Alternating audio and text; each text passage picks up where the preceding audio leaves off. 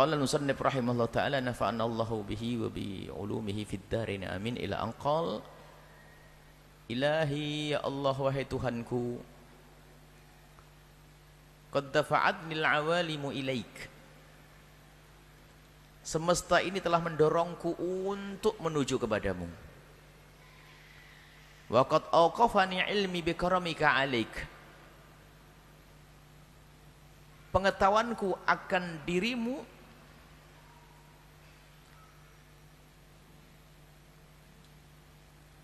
pengetahuanku akan kemurahanku pengetahuanku akan kemurahanmu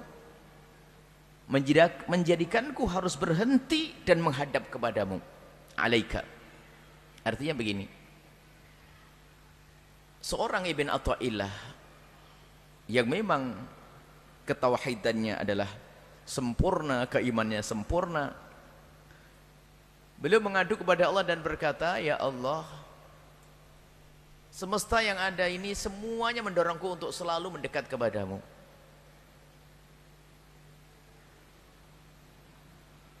Untuk aku bergantung kepadamu, untuk aku meminta perlindungan kepadamu.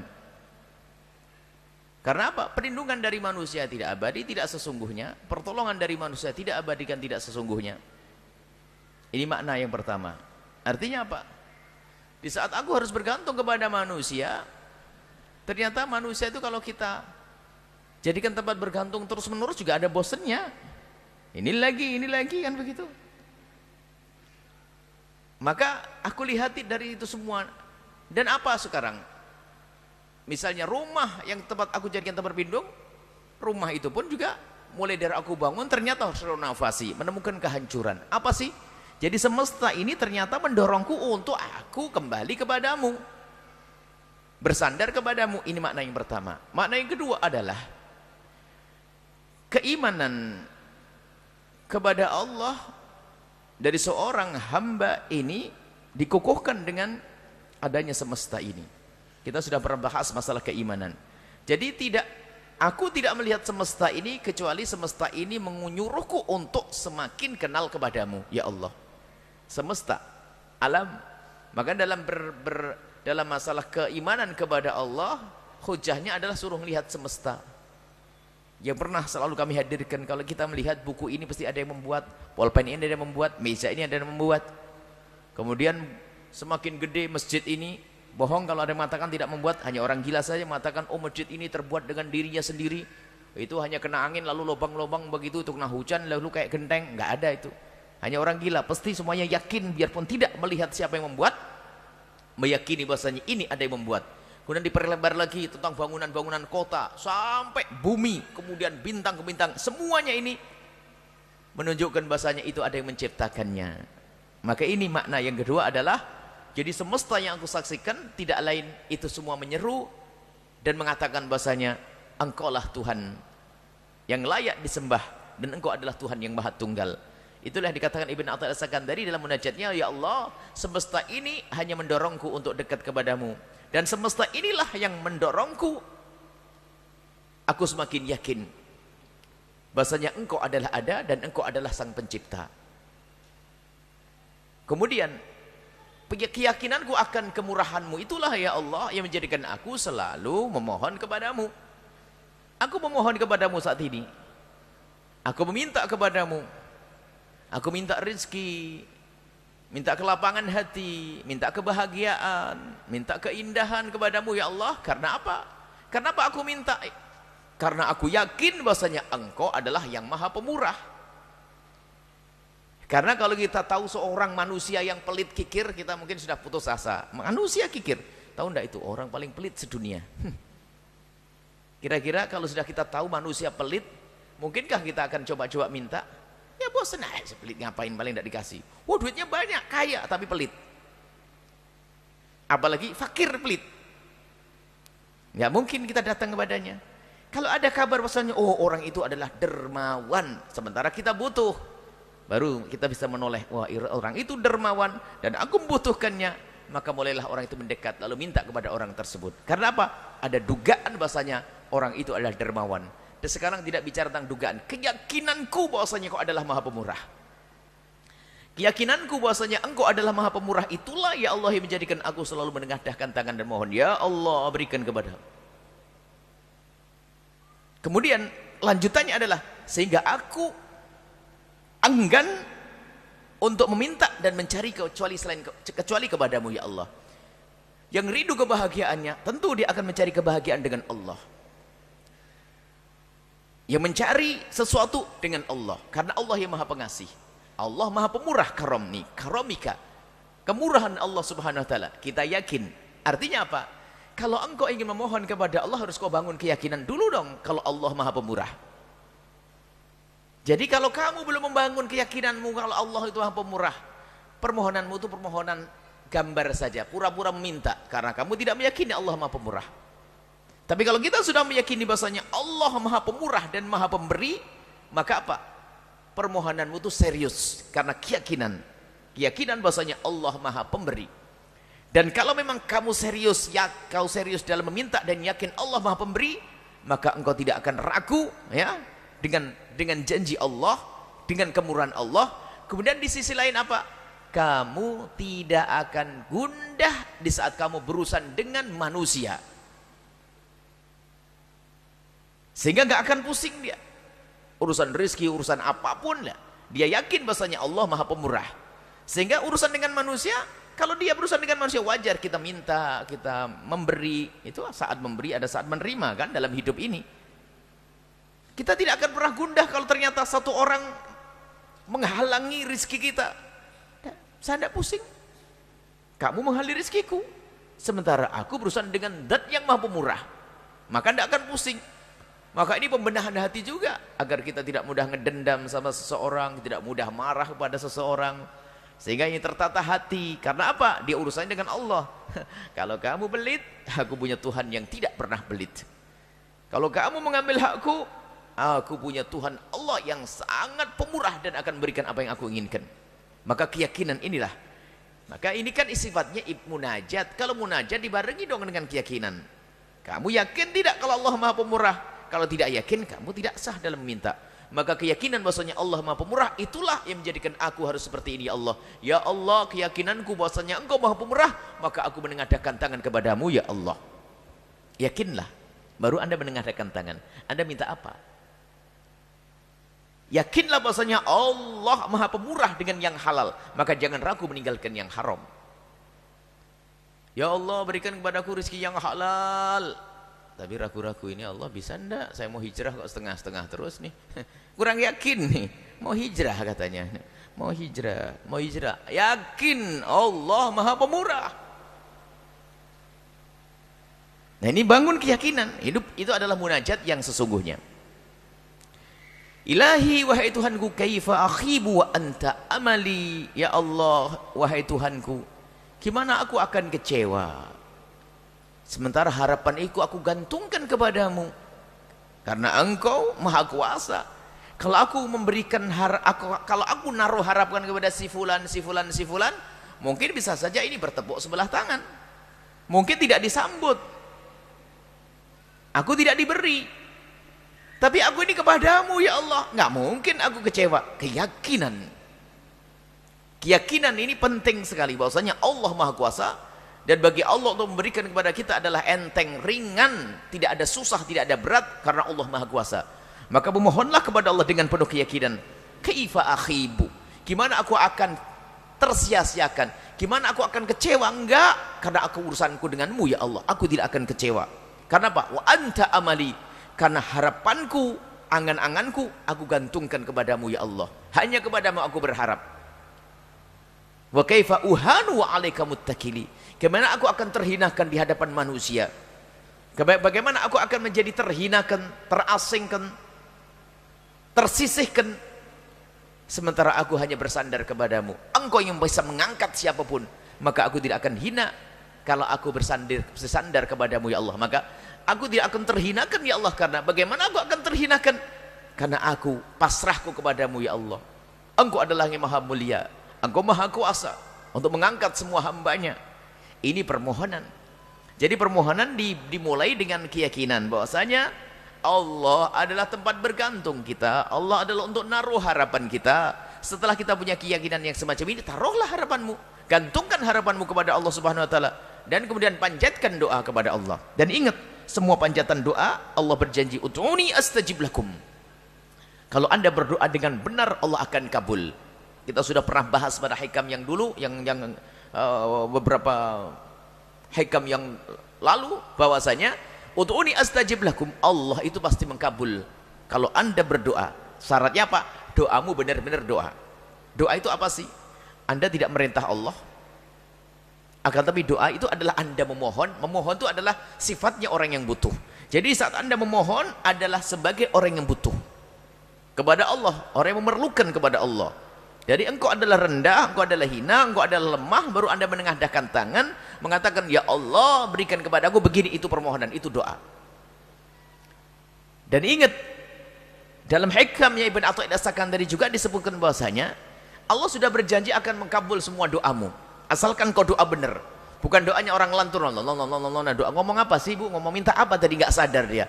Anda berdoa memohon sesuai dengan kesadaran, namanya khusyuk. Khusyuk Anda meminta dan dengan keyakinan kalau Allah Maha Pemberi. Maka kalau Anda doa dengan cara semacam itu, maka ketahuilah Allah akan pasti memberi, karena Allah sudah berjanji, astajib lakum. Astajib, jawab. Ud'uni, mintalah kepadaku, astajib lakum, aku akan jawab permintaanmu. Hanya apa? Kita harus juga bangun keyakinan bahwasanya kadang kita minta kepada Allah itu sesuatu yang kurang penting. Cuman Allah sayang kepada kita, dikasih yang lebih kita butuhkan, kita lebih penting lagi. Kadang kita minta hijau padahal kita butuh yang merah.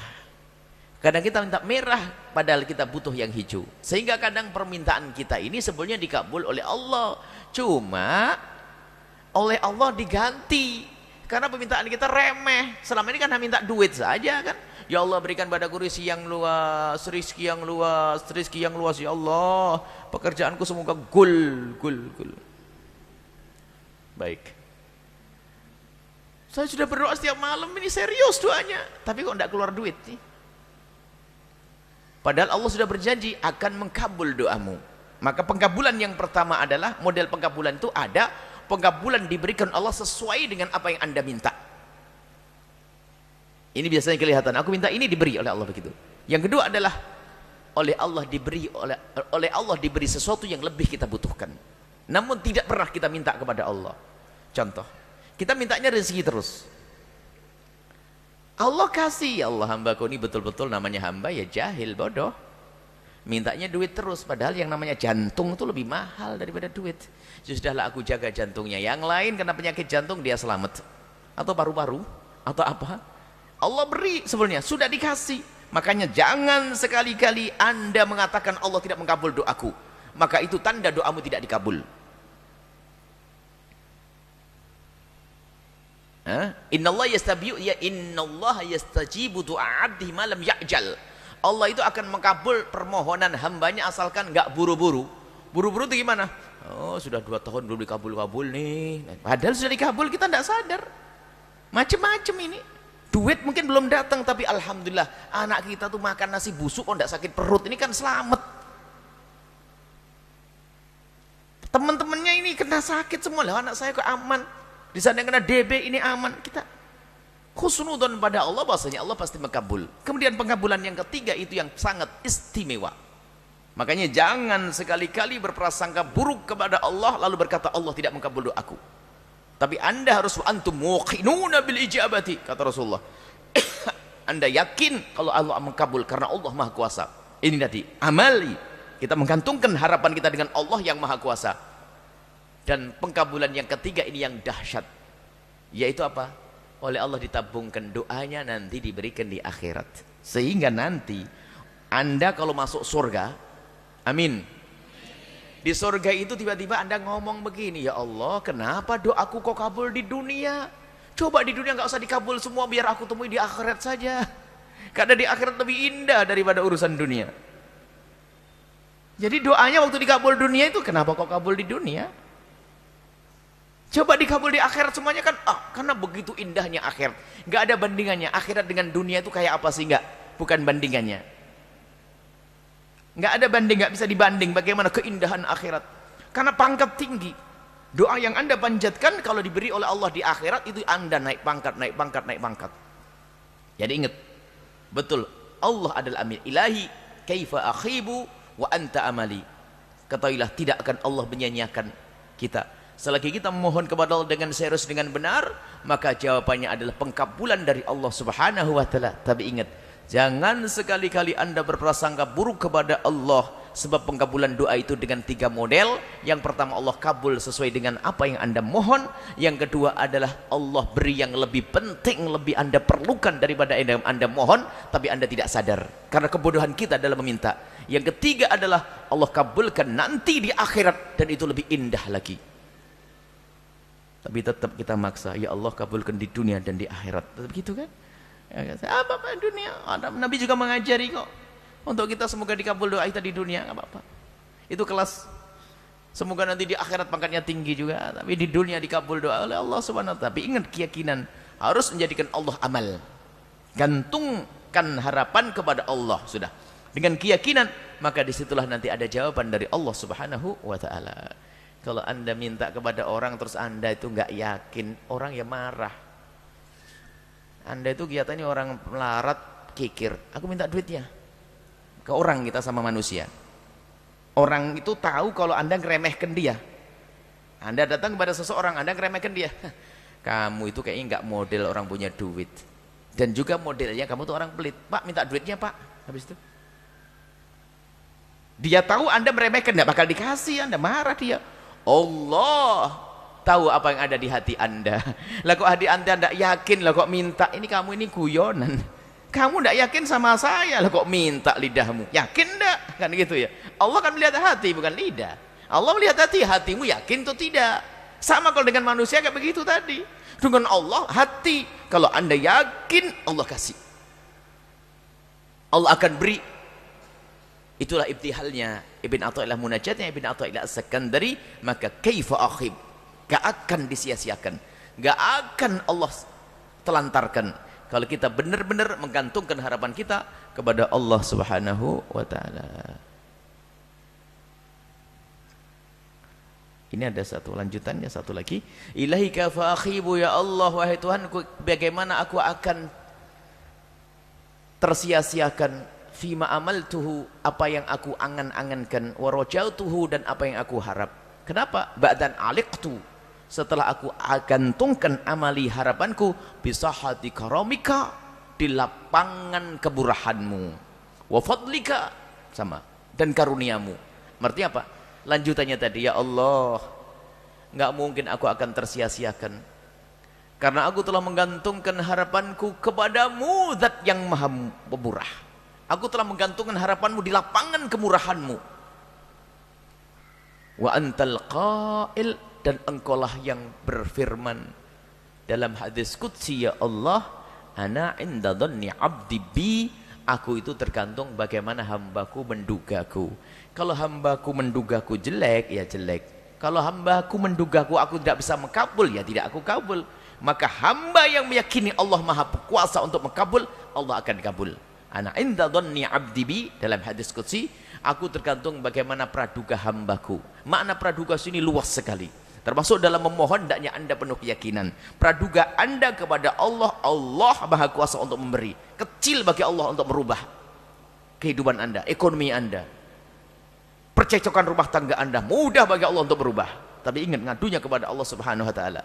Dan juga ana inda dhanni abdi bi ini juga dimaknai jangan sampai kita prasangka buruk kepada Allah dengan apa yang terjadi di. Jadi kalaupun ada apa-apa hendaknya kita prasangka baik kepada Allah. Kalau ada gelas pecah, gelas pecah, rizkinya tambah, gitu saja.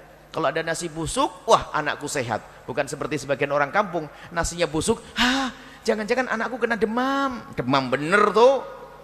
Kan ada bu ya. Kalau ada piring pecah, ada gagak kaok. Oh, ada yang mati, memang ada yang mati, setiap hari ada orang mati kok. Ya nggak boleh, namanya tatayur ya, berprasangka buruk kepada Allah karena ngelihat kejadian-kejadian itu. Ngelihat ular lewat saja kadang, aduh mau pergi ada ular lewat, balik. Kenapa? Ularnya yang lewati jalan kita, berarti nggak boleh pergi. Kamu yang kamu kok jadi ular? Ular nggak punya jalan, jalannya mana saja mau nyebrang kok. Masa pakai lampu merah? Nggak ngerti lampu merah. Ini ada orang aneh-aneh itu. Orang punya khurafat, keyakinan yang aneh-aneh sudah. Jadi Anda khusnudzon kepada Allah Subhanahu wa taala. Kalau ada apa-apa, kedutan ya, bahasanya apa ya? Oh, rezeki banyak. Orang bayar utang, gitu saja. Jangan ini hilang duit. Prasangka buruk kepada Allah. Ya, pernah dengar ya bahasanya apa? Kalau kanan katanya di sini ini hilang duitnya. Oh, jangan hilang duitnya, hilang bener nanti. Husnudzon, prasangka baik kepada masyarakat. Gitu saja. Itu tahu kedutannya. Saya di Jawa Timur tahu kedutan, yang Jawa Timur kedutannya. Ini adalah istilah prasangka baik kepada Allah Subhanahu wa taala. Allah Maha Kasih. Ana 'inda dhanni 'abdi bi. Aku tergantung bagaimana hambaku mendugaku. Wallahu a'lam bissawab.